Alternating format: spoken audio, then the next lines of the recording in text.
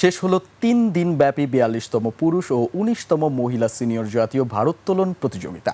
জাতীয় roller skating কমপ্লেক্সে হয় এবারের প্রতিযোগিতা। অংশ নেয় বিভিন্ন জেলা থেকে আসা কয়েকশো অ্যাথলেট।